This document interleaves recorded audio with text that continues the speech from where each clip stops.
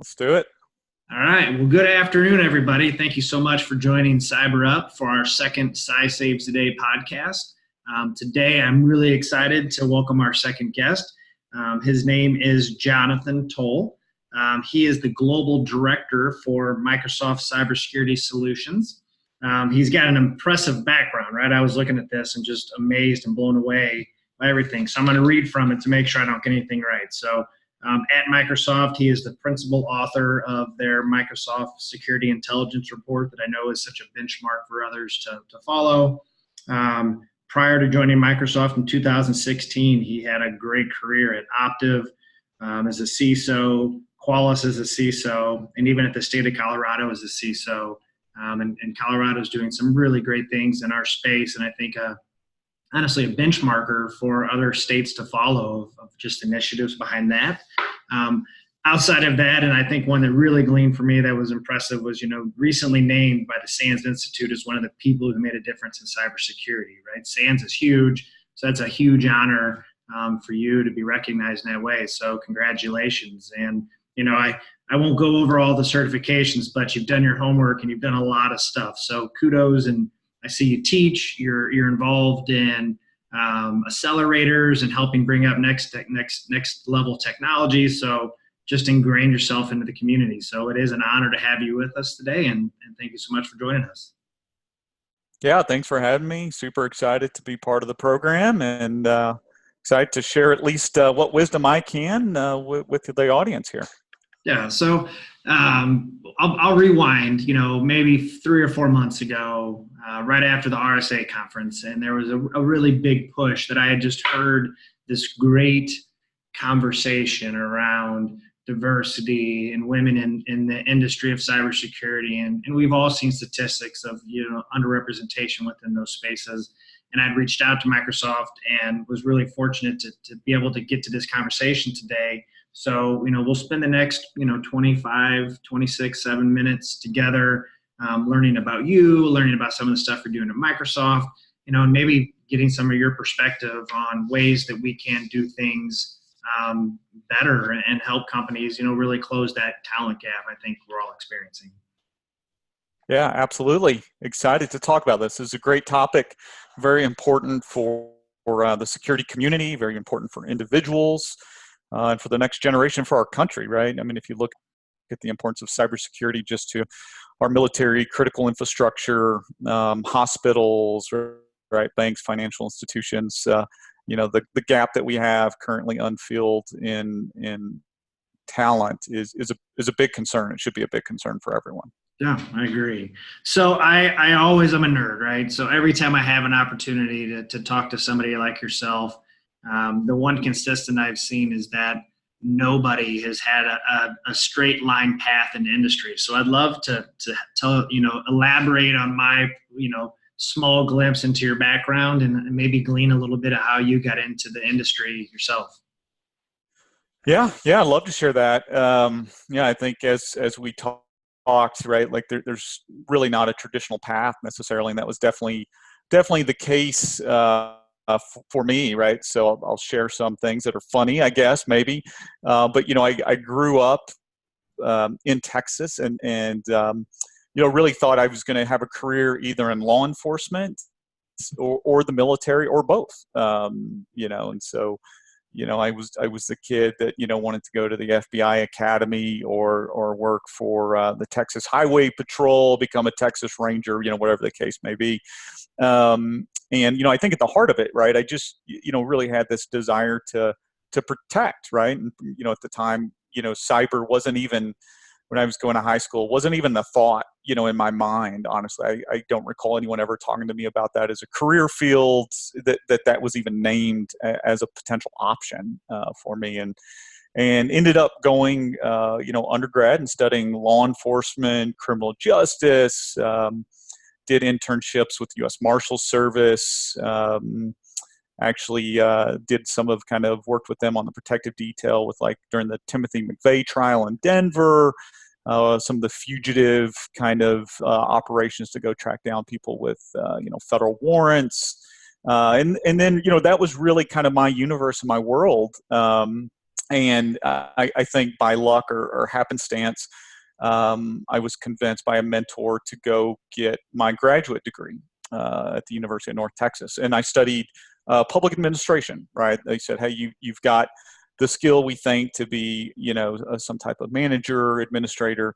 Why don't you pursue that academically and then find a path to make that happen? And so after I completed my graduate work, I went to work for the state auditor's office in the state of Colorado. And throughout all of this, I just kind of had a knack for computers. I mean, more so than others did, just tinkering, with home labs and playing with software. And I think about my second year into the job, into the state auditor's office, what became apparent was that we really weren't at the time keeping up to date with technology and numerous things. We did a lot of things by hand, paper wise, and then also just trying to keep up with the audit requirements, right? At the time, I think the state processed like $25 billion in revenue. So you can't audit, by hand every single transaction. The only way to do that is to use statistical sampling, automated techniques. And then of course you get into the fact that, all of these transactions are flowing through computer systems. And, we have to test the controls of those systems to get any reasonable assurance that those transactions are valid. And so, my boss at the time, I said, hey, I think we should start up an IT audit group, right? Like, I think, number one, it's required probably where we're at with the technology we use. And, I raised my hand. I said, I'd like to do that. And, from there, kind of built this team, went and got different certifications and training, have my CISA, my Certified Information Systems Auditor certification, and then just kind of grew that expertise more and more into the security side. We branched out and started doing penetration testing, started doing, security assessments of key critical systems in the state.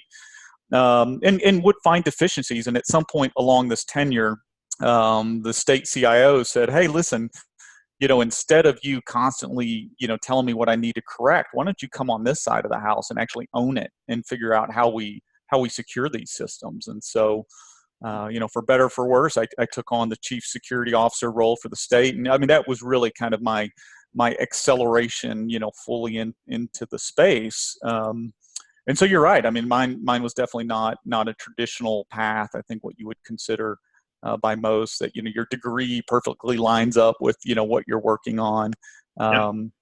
So that's, in a high level, how I got into security. So a couple of things that gleaned out in that. So you mentioned growing your skills, right? So I just wrote a note, a lot of times as we're working with our candidates and encouraging them to continue to hone in their skill set, right? And build a portfolio and practice. Was that opportunity afforded specifically through work, or was that something that you were doing on your own just because you found, like, you jumped into it and your own interest into that? Yeah, combination of both, honestly. I spent a lot of time and money of my own doing it. I think probably one of the best certifications I got, just because of the intensity of it, and paid for the class and the certification myself, was the Offensive Security Certified Professional, right? And The big one. Yeah, really grueling, extremely difficult. There's no written exam, no ABC choice, right? You either can hack into these 4 boxes and prove by getting, a specific key that's on those machines and provide it to the proctor, or you can't. It's very simple, and it tests multiple skills, but very hands-on. But during that, I mean, it was a struggle. I mean, I had to learn Python and Ruby, and you had to write, reverse shells and learn Metasploit. And you really got into, why is it important to understand how these ports and protocols work? And I mean, late nights, and even when I took that exam, right, I remember you have 24 hours, and I literally, like, started at 8 a.m., slept from like 1 a.m. to 4, and got back up and started working again, just to finish the exam. I passed. I can't tell you I aced it, but I did pass, Yeah. And then some things were provided right by my employer. I mean, I think there were some trainings and courses that I had, but honestly, I felt like it was more of a passion and a personal pursuit. The majority they gave me, I would say my employer gave me the space at the time to go do it, but it was really on me to have the passion and the desire to go make it happen. Yeah, I think those technical skills are hard to get, right? And a lot of that stuff is, to your point, and modeled off your OSCP cert, is really that that was your own personal passion, desire to really pursue it, and to hone in those technical skills. Was on you. Those are easy. Those are hard to come by, but also to require a lot of work and effort on that person's part. So, Yeah. So from U.S. Marshals to Microsoft, that's a big jump, right? And then from state of Colorado, what obstacles, if any, did you experience or face in making that transition from law enforcement to now technology leader? Yeah, I think some of those, I kind of talked about in terms of my background, right? I mean, I think with a non-traditional background, there were barriers, right? I mean, I think there were jobs early on that I maybe wanted that I was completely just eliminated by HR, just because bachelor's degree in criminal justice, right? Like, not qualified. I think whenever those kind of initial HR reviews happen, I think in the past, and I think we'll talk about this more. Hopefully, that's changing. But it was a very narrow focus. You either had this specific degree and you had this specific look to your application, and if not, you never even talked to someone. You didn't even go through a screening process to see if you had the skills. If it wasn't this pattern that they were looking for. So I definitely felt that. I would say the majority of the jobs I had were getting to the person actually, recruiting for that position, letting them know that I had the skills, trying to have a conversation with them. And it is it's a small community. I think I learned by being involved in my local information security community, things really opened up for me, by participating in the local, like, ISSA chapter, ISACA chapter. I mean, you get to know people, right? And it is such a small community, people refer you for jobs, or they're actually the hiring manager, and I think, at times I was able to move past that. And obviously early on, people would try to, challenge you on your technical aptitude if they didn't see it in your application. So I think, you had to be ready for that, and be prepared. But, I feel like early on, that was definitely kind of the barrier. And then when I looked at it, it's like, oh my goodness, do I really want to go back and get a whole nother bachelor's degree, right? That's at least 60 credit hours, if not 120 hours. Yeah. I'm already holding down a full-time job, working 50 hours a week or more. I've got a family. Like, I just can't do it, right? I just can't make that happen. And so, those were some of the challenges I experienced. I mean, it definitely took effort and time and networking to overcome some of those barriers to entry. And for those that are listening, for perspective of just how small the community is, as I was walking to set up for today, I ran into two mutual friends. We're Jonathan and I are across the country from one another, and walked across two of my counterparts here in St. Louis that knew Jonathan and had worked with him in the past, right? And it really is small. So that networking piece is really huge. ISACA, ISE Squared, your DEF CON chapters are also a great resource. So, like, they all have their own little flavor and spin, I would think, of maybe their focus. OWASP is another great one I usually try to recommend. We have a really good chapter here of OWASP in St. Louis. So, makes sense.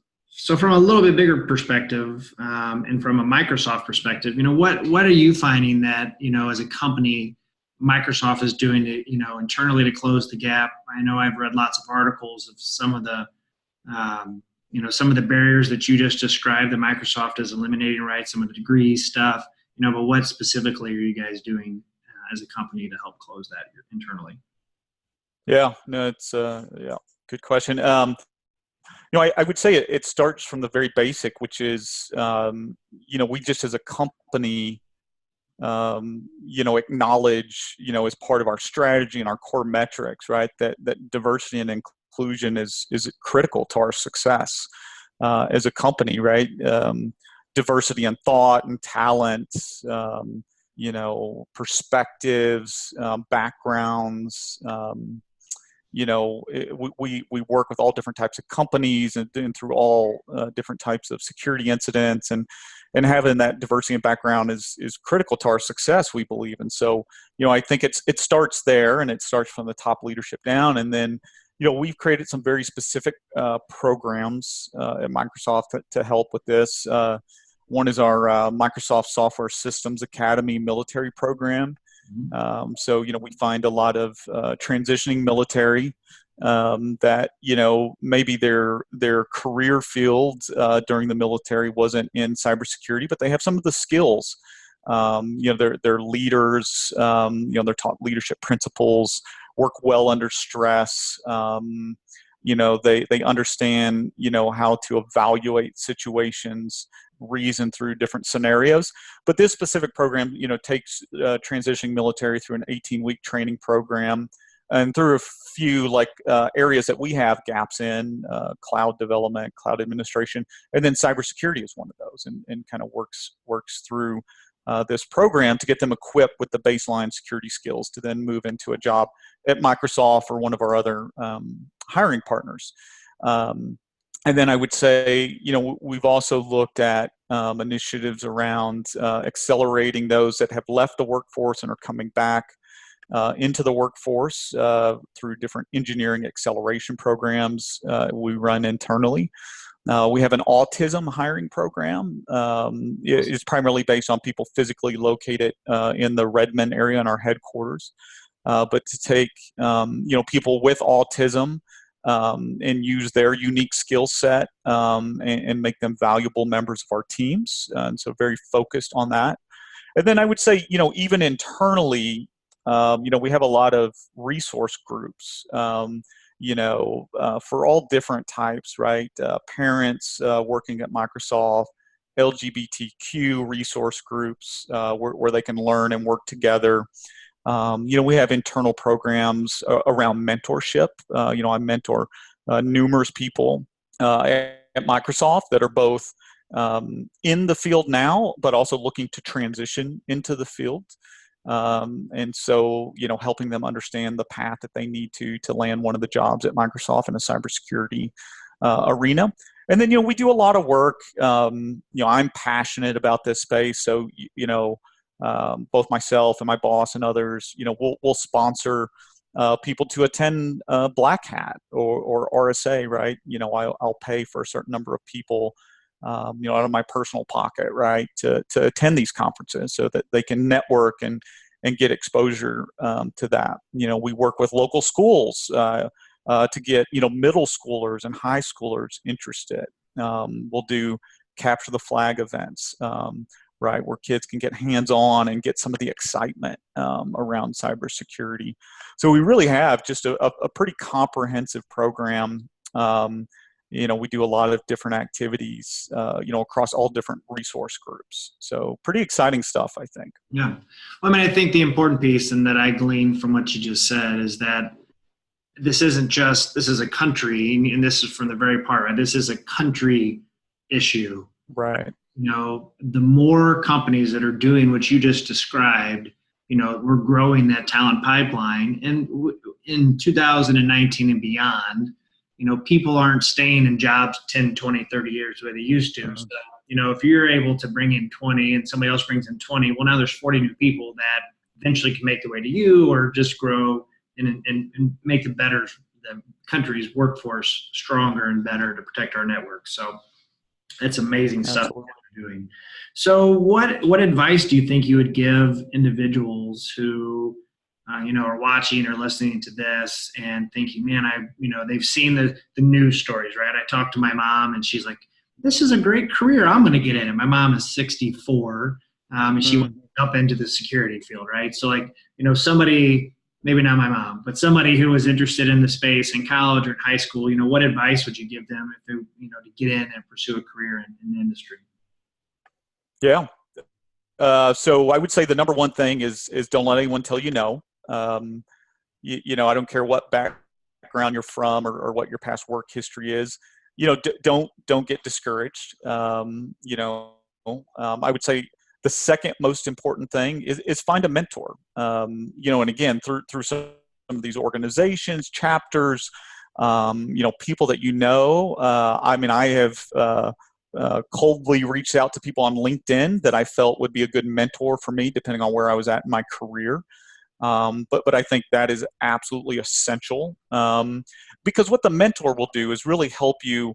I could list another 4 or 5 things, okay, technical gaps, soft skills. But, I think finding the right mentor, they'll help guide you where you need to go depending on what you want to do. Because the field is so huge. There are so many different, you could start on the audit and assurance side. You could start in the risk side. If you want to be a SOC analyst, that's doing tier 1 and tier 2, you could be a threat hunter.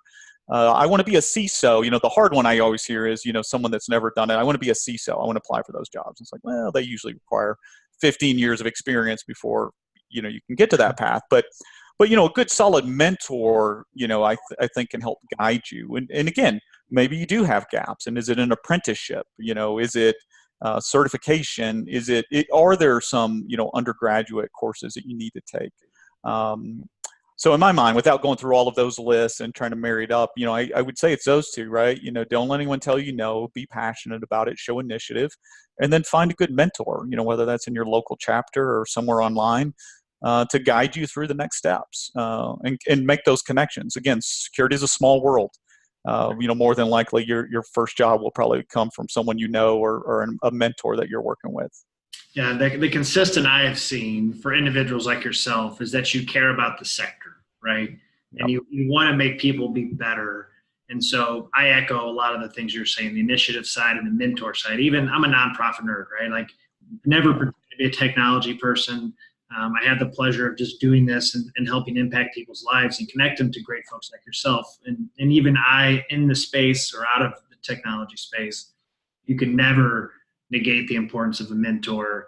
And the willingness I've seen from individuals in industry and cybersecurity industry to help grow that pipeline is tremendous, right? Everybody's going to do it. The one piece that I generally suggest and hope that they recognize is that you are busy, right? So if somebody was to reach out to you today and say, hey, Jonathan, I'd love to have you mentor me, they own that relationship, not you, right? So like, be mindful of your time and come prepared with questions, and like be very deliberate within that relationship of that mentor. So that way, when you do get that 30 minutes or 45 minutes or a cup of coffee, that, it's time really well spent together and it's intentional, right? So that's what I would add on for the mentor piece. That's great advice. Absolutely. So what advice do you think you would give to other employers, right, that are out there, to either model? I mean, Microsoft's huge, right? Not everybody's a Microsoft level. So a small to medium-sized business, what advice would you give to them to help grow their own pipeline of talent? Yeah. I would say, oftentimes, you would start with almost your own internal program. I think, you might find people internally within your company that are passionate about cybersecurity and not working on that team right now, whether that's a help desk administrator, someone on IT, a developer. So I would always say, first, work internally, right, to build your own internal pipeline, and allies as well, honestly. Security is a very matrix type of world where you have to influence other departments that don't report to you. So it'll serve two good purposes. And then, I would say you should be, involved in your local communities. Again, if you don't know some of these chapters in your area that are responsible for training, if they don't know the accelerators, the different programs, they should get to know them. They should have a relationship with them, because that will definitely be part of the pipeline. I know we're also very involved with local universities that, have cybersecurity programs, and the whether that's associate's degrees, community colleges, or bachelor's degrees, those are pipeline for entry level programs. And then I think you also have to evaluate, I think one of the things that we've learned to build inclusive programs is you have to be very careful about about the job descriptions that you write, and really take some ownership over that. I'm always amazed where I see a job description for an entry level person that wants like a master's degree in computer science, a CISSP, which you can't even get unless you have 5 years of experience. They want, every certification on top of that, experience and all of these different topics. And this is for like a tier 1 SOC analyst, and it's pretty amazing. So I think you really need to reevaluate, how you're writing job descriptions and where you plan to get that talent. And also, I think the other thing we find with, and I'll just speak for females specifically, what we learned at Microsoft after doing a study is that females will completely take themselves out of an application if they don't meet 100% of the requirements in a job description. Interesting. They will self-select out. That just tends to be, and it's a generalization, I get it, but they will do that. Men, on the other hand, and I know this is true for me, if I meet 50%, I'm like, I'll do it. I can do that. I'll figure out the rest as I get going. Yeah. And so, again, if you're really working to attract a diverse and inclusive environment, I think you also have to start just kind of looking at your job descriptions, right? Are they appropriate for the level? Are they inclusive? Make sure you're not screening people out that come from different backgrounds and perspectives. So I would start there. Well, I started to raise my hand like I was in church, right, for the preach, because like the things you're saying are definitely our love language, right, and really being different and unique and figuring that. So I'm going to give us a shameless plug, if that's all right, to say that upskilling piece, right, that you just mentioned. There are probably amazingly talented people sitting in your office right now. Maybe it's not a help desk, maybe it's a business analyst that understands your company culture and understands the ins and outs of your industry, that could transition with a little bit of upskilling, a little bit of training to make that leap, right? And obviously some mentoring that comes along with it, which reinforces that. So we find that apprenticeship is a really good way. We've done the hard work on our end of creating the structure of how that works. So it's a good way to take those hidden gems within your organization and spin them up into into a different role and upper mobility. And I think you'll find that most of those individuals are going to be incredibly loyal because they are appreciative of that opportunity they were given, right? Because they wouldn't have had that somewhere else. So great advice and really good perspective. You touched on it a little bit, but I wanted to maybe dive a little deeper into that. So, what do you think we could do to encourage more women and minorities into the industry itself? Yeah, I think I talked a little bit, right? I mean, you've got to make sure you create an environment, that's inclusive, number one, right? That is looking for, people, women, people of color, diverse backgrounds, right? You make it possible for them to apply and be successful. So it starts with the job description.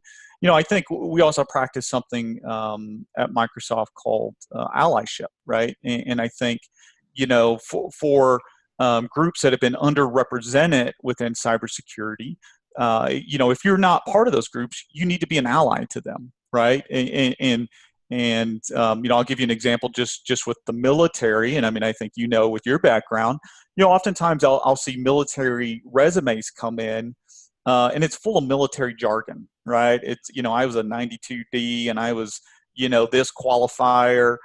And it doesn't translate at all to the civilian world, right? And so, one of the allyship that I practice is working with folks to get their resumes so that they're more appropriate for like a commercial setting, so that an HR person doing that initial screen won't stumble upon that. I think there's a lot of great groups that are starting up, right, that are providing a safe space for diverse groups. I mean, and I think about, like if I was the only person, if I was the only female that walked into a room full of males, yeah, that can be a very intimidating situation, right? So even, practicing allyship, if I do see that happening, I make sure I always go up, to that female and introduce myself, welcome them, make sure that they feel comfortable, that their voice is heard, so I think just practicing that, right, both in our information security communities, I think, within our own, again, whatever group it is, OWASP, ISSA, ISACA, right? Being open, being an ally, inviting them into our community is extremely important. And then I think going into the high schools, right? Going into the middle schools. I've got two young girls, right? And whether they liked it or not, I made them go to coding camp this summer. They're like, "Oh, Dad, I don't want to do coding. That's a boy thing." And I'm like, "Don't you ever say that. Like that is not a boy thing, right? Anyone can code, right?" And I think it starts in our homes. I think it starts in our communities. It starts with our kids, and I think over time, we'll get there. But I think it's a combination of all of that. Yeah, I think that paradigm of computer folks being, and I heard I have three boys and one daughter. My son, I was encouraging him to go to a camp this summer, and he's like, "I don't want to be around a bunch of sweaty nerds," right? And I'm like, I don't know that that's necessarily the way things are these days anymore, but okay. And so, we find those opportunities and just encourage their creativity. And I laughed, I chuckled to myself when you were mentioning, the male perspective of applying for jobs, and you made that reference around veterans and, our military jargon for that. Like, you described me to a T when I was transitioning out almost 12 years ago. And, I was a drill sergeant in the Army, and those were things that I was proud of doing, but didn't necessarily translate to where, I shot a gun and I, made people do push-ups. Those things weren't necessarily cool, but on the back end that I wasn't sure, that I didn't know how to package myself, was that, I coordinated training for 220 individuals, Mm-hmm. to make sure that they were fed and had meals and transportation. And that's a large percentage of project management that I didn't understand was project management at the time. I do now, but having an ally like yourself to say, "All right, Tony, I'm hearing this thing. This is where your resume should glean," and that would translate really, really well. So, good for you guys and for yourself of just taking that initiative and doing that for veterans. Any kind of final thoughts or words of wisdom or nuggets of insight that you'd love to provide for everybody? I think the big thing is, if you're passionate about it, just, don't give up, pursue opportunities. And I think, especially if you're one of those that is transitioning from an already established career, look for some of these alternative programs, right? I think apprenticeships and some of these, are faster pathways, right? Than I can't even imagine if I was, 30 something years old and trying to figure out how to go complete a whole nother bachelor's degree. Like that to me feels very overwhelming. But, doing some of these, specialized training camps and programs and that, folks like yourselves and, like Microsoft do, those are oftentimes things that you should pursue. And then, I think a lot in these interviews, it's just passion, right? I mean, as much as anything, when I interview, it is, obviously skills and ability, but it's a passion, right? I love it when I'm talking to someone and they say, "Hey, can I show you something?" I said, "Great." And they have built a lab, they've spun up different things, tested different things. And to me, that shows desire, right? That shows passion. And again, I can train you. I can train you on a technology. I can, tell you which widget to flip and how to configure something. But you oftentimes can't teach that passion and that desire. And so I would think, no matter what you're doing, just don't lose that. Keep at it, and you'll get there. Yeah, we generally advocate around the ideas of aptitude, right? Just the willingness and and you mentioned desire. So aptitude, desire, and reliability are those things that we really look for in our candidates, and that's just the things I've heard employers say, right? What is that passion? So when I'm packaging myself, whether it be LinkedIn or my resume, that even though my education might not necessarily map to that industry, but to your point, the projects and machines and virtual and labs that I've been able to build on my own, show that I'm willing to go above and beyond and learn and teach myself that stuff. And, the rest you guys can take care of and help me get there. Right. So Absolutely. Technology changes. Yep.